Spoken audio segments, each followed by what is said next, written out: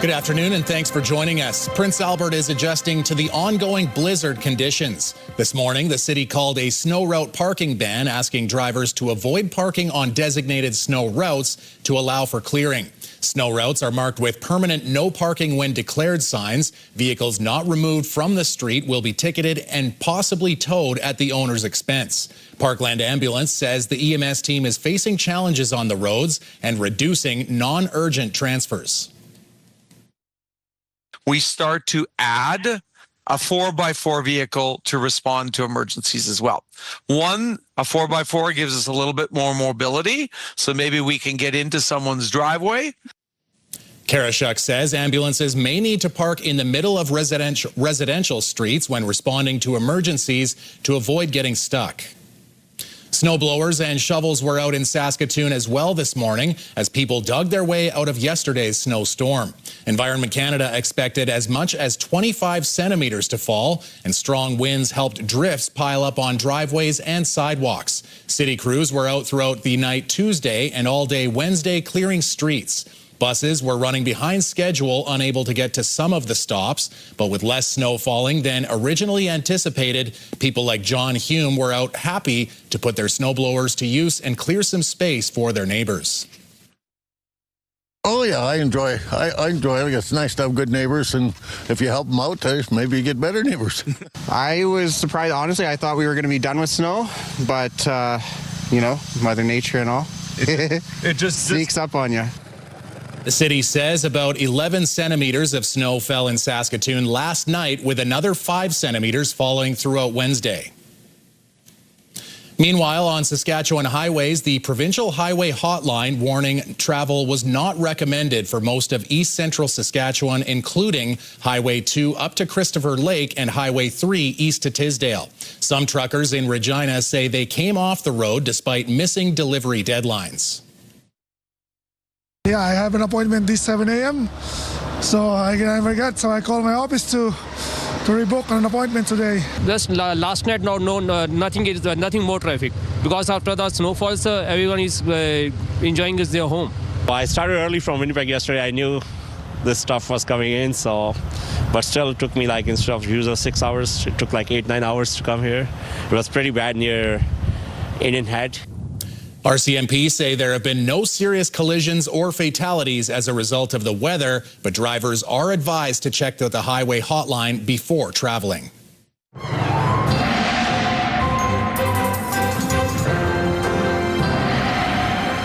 Well, Jeff, first it was the snow and it was kind of falling just straight down, but as the day has worn on, it's starting to pick up in the wind category. The wind has picked up, and we will see the wind sort of taper off in the overnight period. And tomorrow won't be a particularly windy day, but you're right, John.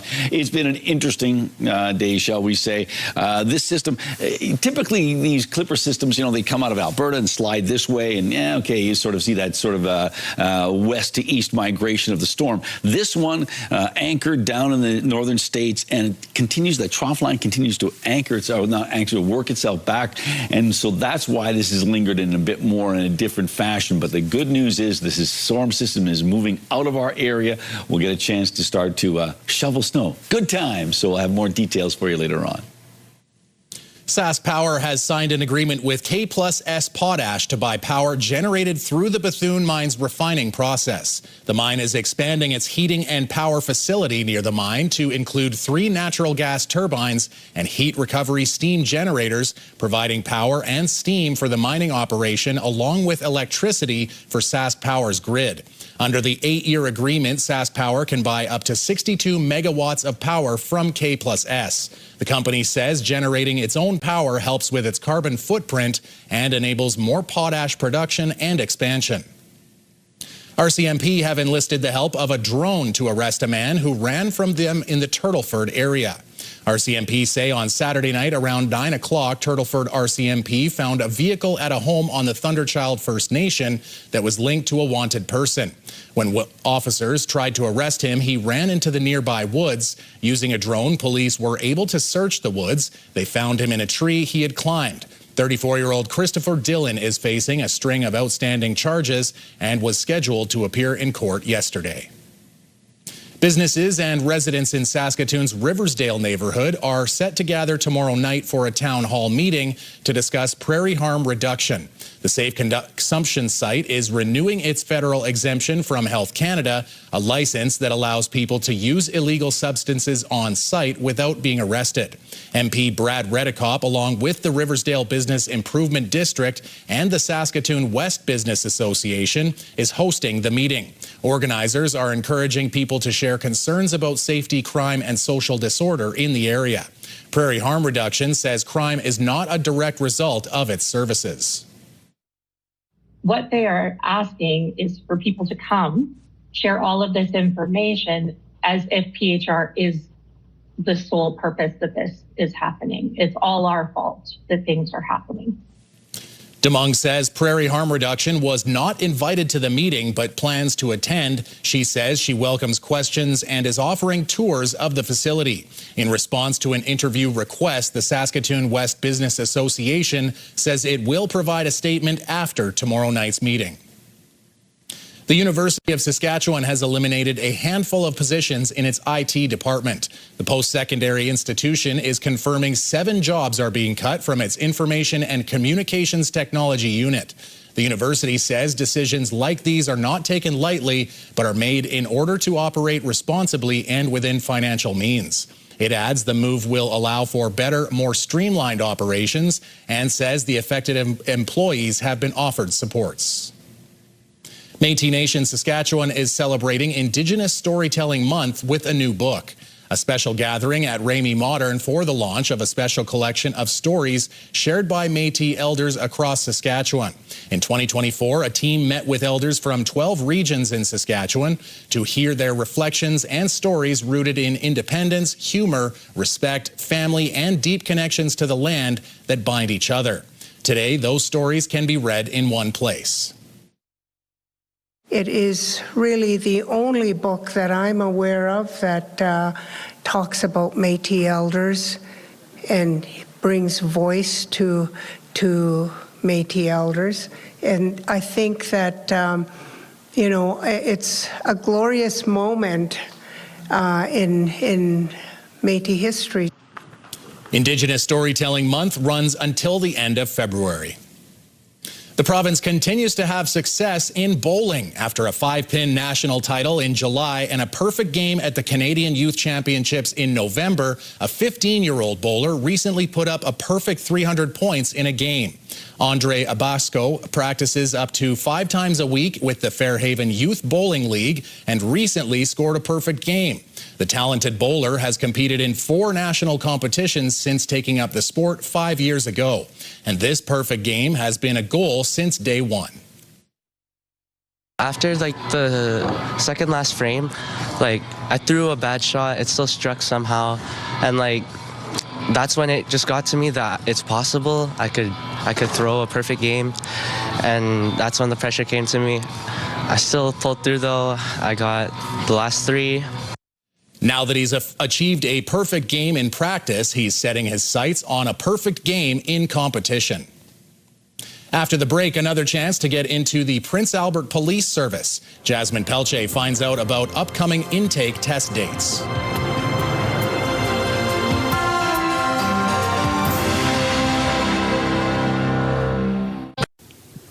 We are with the Prince Albert Police Service. They are doing some recruitment coming up, looking for new members. How are you doing? Good. It's a very challenging time in the province. All agencies are looking to recruit new police officers, so we're all going after the same people for the most part. So we do have our work cut out for us, but we've been doing really well in the last few years, so we're hopeful that the future will bring the same. What are you looking for in terms of recruits? We're looking for good people. We look with people with high integrity, people that are compassionate, trustworthy, empathetic to sort of the needs of our community, and with that foundation, we can teach and train all of those other important policing skills. But if you have that good, those person qualities that I'd mentioned, you'll definitely get off on the right foot. What qualifications does somebody need to have to start the recruitment process? There's a few requirements that are mandatory. So you have to be 18 years or older. You need to have a free and clear criminal record. That doesn't mean that maybe something happened when you were younger. However, that needs to be pardoned or cleared. Grade 12, a Canadian citizenship and or a permanent residency of a certain amount, and we usually discuss that with the candidate. And other things, good driving record, CPR, some other little requirements that are necessary for that initial application. After the initial application, what does recruitment look like? So they go through the process, and it involves a series of interviews, polygraph assessment, a psychological assessment, and then we do reference checks, background checks, talk to people that are familiar with these candidates, and at the very last piece is the interview with the chief and the deputy chief. And if that goes well, they're offered employment. And then from there, they move on to Sask Police College as an employee of Prince Albert Police Service or the City of Prince Albert, and they get their training down at Sask Police College in Regina. In terms of physical and knowledge testing, what does that look like? Those are two pieces that are right at the front of the application process. One of them is a Sigma, and it really is a test that tests cognitive skills, problem solving, similar to that of a police officer would use in his day-to-day work. And then the fitness examination is a POPAT test, and that tests a whole bunch of different things: agility, aerobic strength, jumping, things of that nature. It's quite demanding, so I always share with candidates to research it and make sure that you can pass those two pieces, because if you don't pass them, you don't get to move on in the process. We do have Sigma rights that are coming up, and those are the first steps of the process. So February 24th, we're hosting Sigma rights at 8:30 in the morning at the Prince Albert Police Service at our main station downtown. And you can sign up, or you can just simply show up, and we'll facilitate that test for you. How are you hoping to recruit people who might be looking at other cities like Saskatoon or Regina? Well, we just try to brand our city and the opportunities that we have here. I know that, we do get a lot of candidates that are local, which is nice. We are a bit of an outdoorsy type community, so we know that attracts people. We're close to the north, to have that connection, I guess, to our community is really important, and that's really a big attraction for a lot of candidates. All right, great. Thanks for having me out here. Thank you. How much snow is in the forecast? Jeff has the details coming up. And a Manitoba family's call to action after a loved one dies after a long ER wait.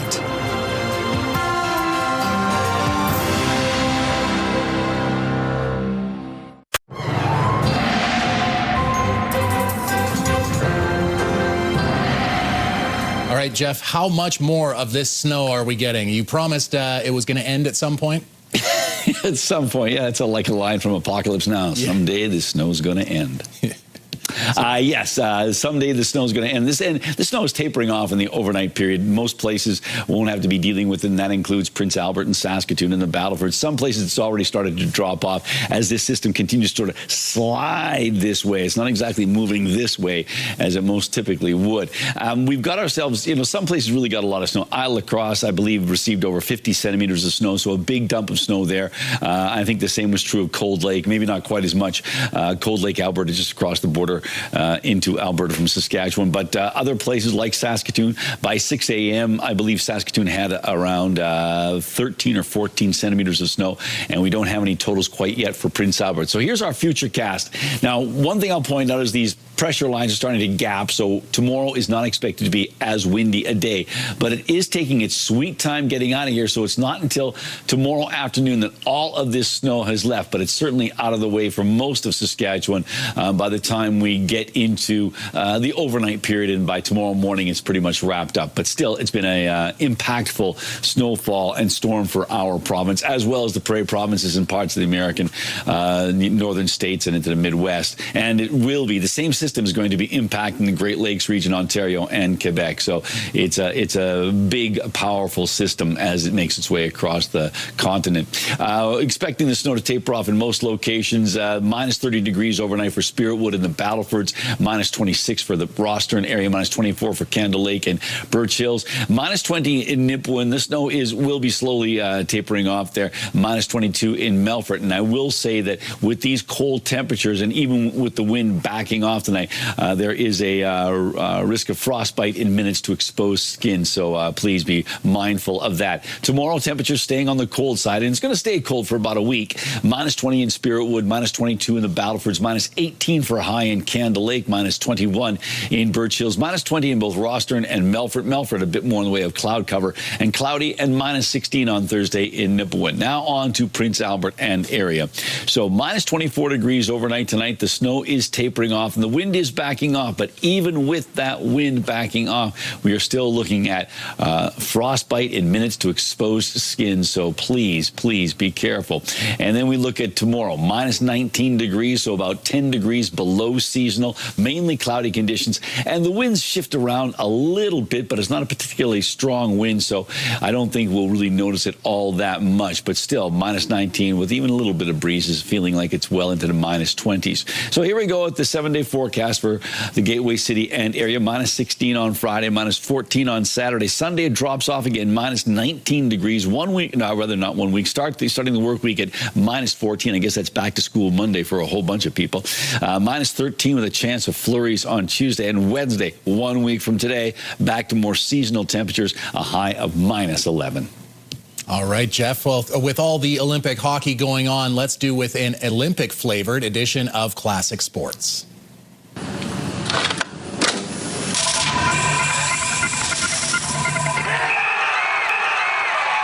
This is former NHL superstar Pavel Bure, inducted into the Hall of Fame in 2012. Known as the Russian Rocket during his NHL days, we found rare footage of him before the NHL playing for the Soviet Union at the World Juniors in Saskatoon in 1990. He was known for his speed and stick handling ability. We also found footage of him scoring a goal on a breakaway against the United States during a game held in Prince Albert at what is now known as the Art Hauser Center. He would go on to win a silver medal with Russia at the Olympics in '98 and a bronze in 2002. We also found some rare local camera footage of Eric Lindros during World Junior Camp in 1990, showing his strength, size, and power. Here he is when asked about the pressure of representing Canada. There's nothing really you can do about it. It's going to be there for a while, and we have to adapt to it. Lindros won Olympic gold with Canada in 2002. Same with Owen Nolan, also spotted here at the same World Junior Camp when he was just 18 years old. Well, last year I tried a finesse game and it just didn't work. My game's a bump and grind, and that's what I did out there, and I think I had a fairly good game. And yeah, you gotta love those 3D style numbers on the back of those uniforms. And if you want to check out more classic sports moments from the days of Wilco and wood finish televisions, you can check them out on our website. Do you have a community event you would like to promote? Or maybe you'd like to draw attention to your organization. Let your local CTV station help you spread the word. Contact us at 306-922-6020 or email panews@ctv.ca. You can appear on CTV Prince Albert's News at 5 and get your message to our viewers.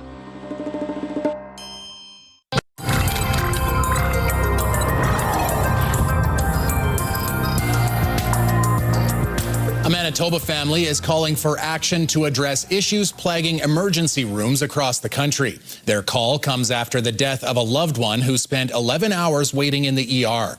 Alex Carpa reports.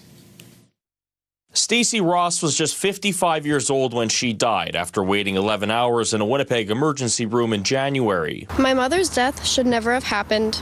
She could have been saved. Morgan Ross said her mom went to St. Boniface Hospital on January 4th with severe chest pain. After a 12-hour wait, she was told it was a virus and was sent home. But she returned by ambulance on January 15th and waited another 11 hours before being admitted. Morgan says hospital officials later said the wait killed her mom. My mother was taken from me. She wanted to live.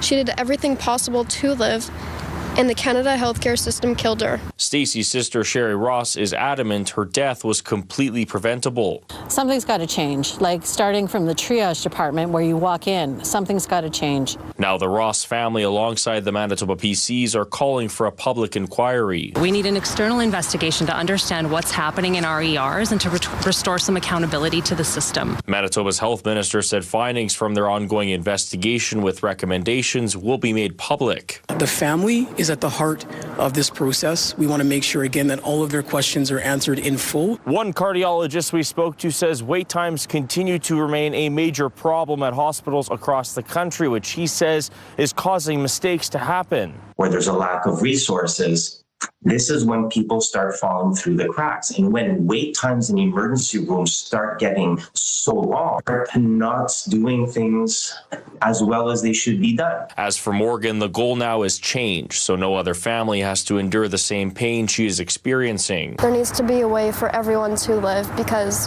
this wasn't a reason to die. Alex Carpa, CTV News, Winnipeg. Brought to you by Saskatchewan Union of Nurses. Thank you to Saskatchewan's 11,000 registered nurses. All right, Jeff, sometimes our pets need some help shedding those pounds. You're such a skinny dog now. You're so healthy. Well, good news, help is here because the Ontario Veterinary College at the University of Guelph can help with that. They're offering a tailored diet and workout plan for their pets. It includes water exercises, too. One success story is Leo, the 7-year-old golden retriever, as he works to get closer to a goal weight of 75 pounds. Would that be your fighting weight there, Jeff, yeah. 75 pounds? A little heavier than that, Just a touch? Have you had a big fluctuation, either up or down? Not really, but I tend to, like, maybe at the most I was, no fluctuations, basically around $175. There you go, pretty good. What about you? 220. 220, 221, whatever it takes.